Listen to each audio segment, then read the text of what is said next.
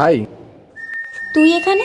তুই কি করে জানলি আমি এখানে আছি? সৌরভকে আমি ফোন করেছিলাম, আর ওর থেকে জানতে পারলাম তোর নাকি খুব মুড অফ। আর তো মুড অফ হলে কোথায় যাস, কি করিস সব তো জানা আছে আমার। জেনেও বা কি হবে, তুই তো সব শেষ করেই দিয়েছিস।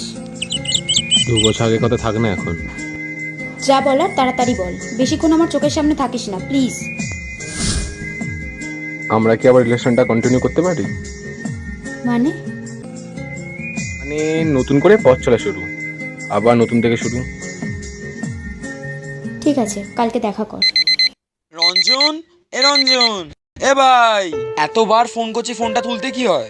কিসের ফোন ভাই? ওর তাড়াতাড়ি, জানিস আজ কি?